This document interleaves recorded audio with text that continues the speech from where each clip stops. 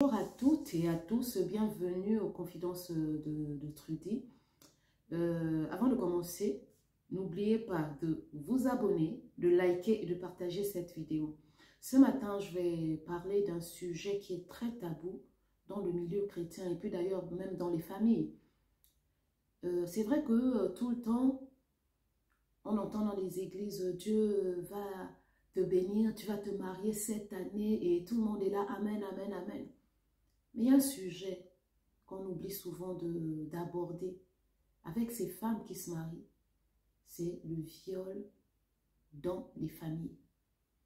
Il y a beaucoup de femmes dans l'église, dans leur enfance, elles ont été violées, soit par un oncle, soit par un cousin, soit par leur propre frère, parfois par leur propre père, soit par des voisins.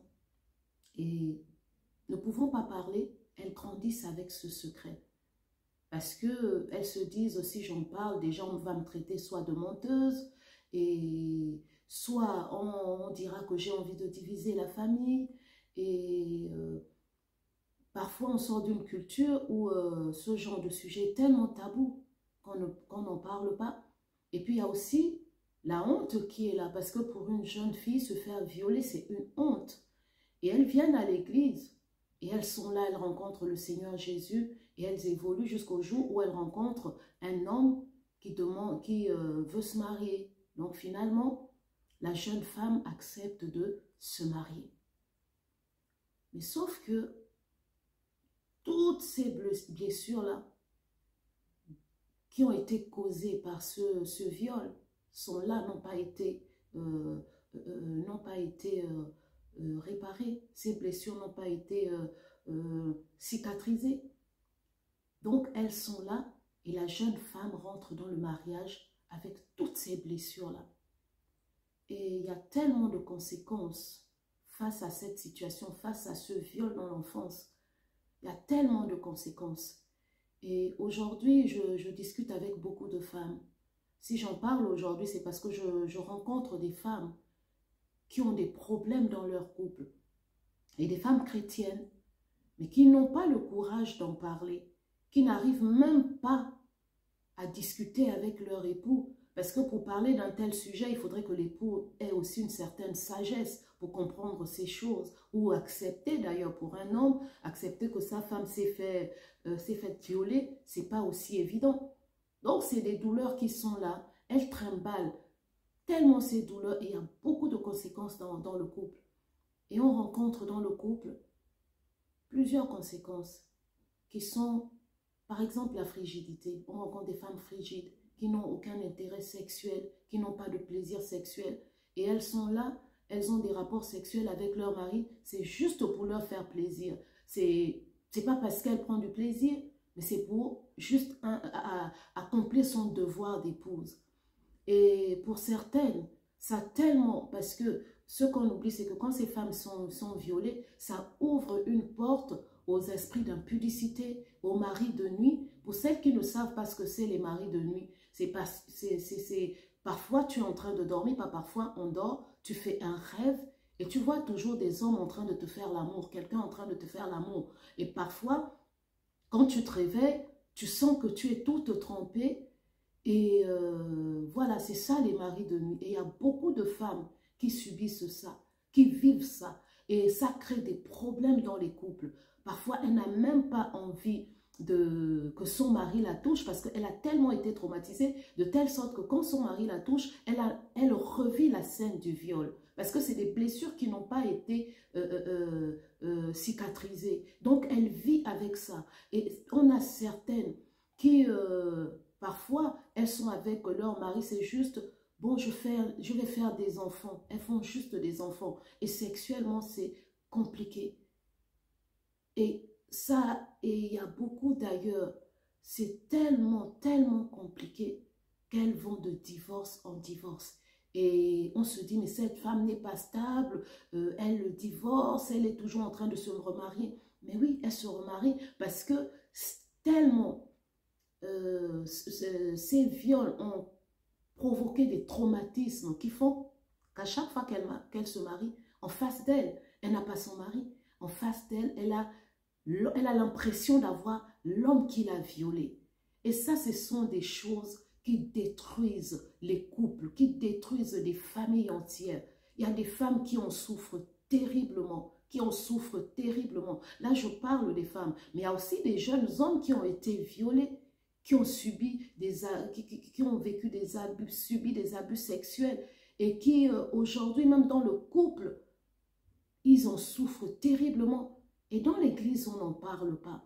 Et ces femmes-là sont là dans les églises, elles souffrent tellement qu'elles n'en parlent pas. Et parfois, celles avec lesquelles j'ai pu discuter, elles disent, dans l'église, aujourd'hui, on n'arrive même pas à en parler parce qu'on se dit, si on parle, toute l'église sera au courant. Parce qu'aujourd'hui, les gens aussi dans l'église ne savent plus garder les secrets. Ne savent plus se dire, quand telle sœur vient me confier tel problème, c'est pas pour que je raconte à tout le monde, pour que je fasse le téléphone, voilà, on sait, mais c'est pour pouvoir aider cette sœur dans la prière, c'est pour pouvoir soutenir cette sœur, accompagner cette sœur dans la délivrance. Non, non, non, mais aujourd'hui, quand une sœur ou quelqu'un confie un secret à quelqu'un, c'est fini. Toute l'église est au courant. Et ces femmes, tellement dans ces souffrances, elles n'arrivent même pas à en parler. Mais aujourd'hui, je vais parler à ces femmes. J'ai vraiment ce fardeau pour ces femmes. Sœurs, ou les femmes qui vont m'écouter qui ne sont pas chrétiennes, c'est pas de ta faute. N'aie pas honte. Pour celles qui sont chrétiennes, Jésus est mort à la croix pour toi.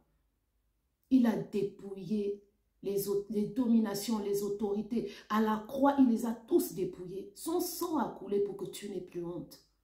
Son sang a coulé pour que tu sois délivré. Ce n'est pas de ta faute si tu as été violé. Ce monsieur qui t'a violé, c'est un pervers. Lui aussi, tellement habité par les démons, il a aussi besoin d'une délivrance. Mais toi, sœur, si tu es dans cette situation, n'aie pas honte. Prie, demande au Seigneur à qui tu iras parler. Parce que le fait de parler aussi, ça va te libérer. Parce que si tu gardes ça, c'est une porte ouverte que tu laisses au diable. Et il va continuer à te traumatiser, il va continuer à te pourrir la vie. Non, ne laisse pas le diable te pourrir la vie. Il a été vaincu à la croix. Le diable a été vaincu à la croix. Le sang de Jésus l'a vaincu. Et le sang de Jésus a coulé pour que tu sois aussi libre de ça, délivré de ça. Donc, n'aie pas honte.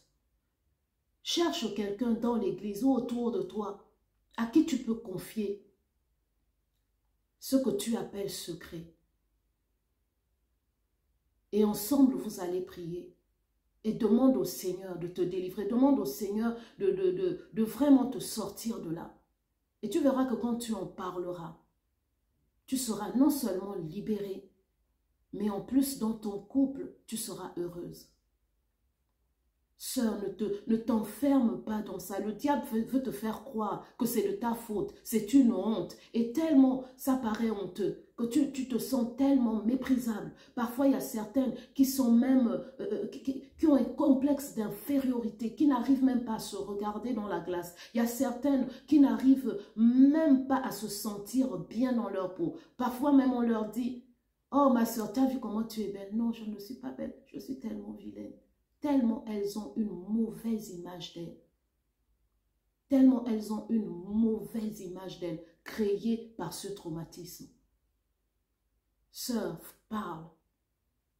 Parce que si tu ne parles pas, le diable te saisit par là-bas. Il aura l'impression que c'est votre petit secret. Et c'est une porte ouverte. Donc, pour fermer cette porte, tu ne raconteras pas ça aussi à tout le monde.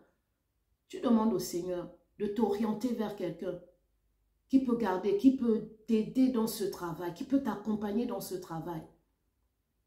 Donc, sœur, ne te ferme pas sur toi. Libère-toi, parle. Et si tu es beaucoup plus courageuse, tu peux en parler à tout le monde. Ça permettra aussi à certaines, à beaucoup d'ailleurs, d'être délivrées. Donc voilà, Jésus nous a affranchis. Son sang a coulé afin que nous soyons libres. Libre de tout ça, de tout ce qu'on a vécu dans l'enfance. La honte est tombée, la honte a été dépouillée. tout ce qui te donnait l'impression que tu n'es pas une femme a été dépouillé à la croix. Tu es une femme, tu es une véritable femme, tu es faite à l'image de Dieu et le Seigneur t'aime. Parfois, ça dévalorise. Parfois, on a l'impression qu'on n'est pas aimé. Parfois, on a l'impression que Dieu ne nous aime pas parce qu'on a été violé, parce qu'on est dans cet état. Non, sœur, je te dis, le Seigneur t'aime. Il t'aime parce qu'il t'aime.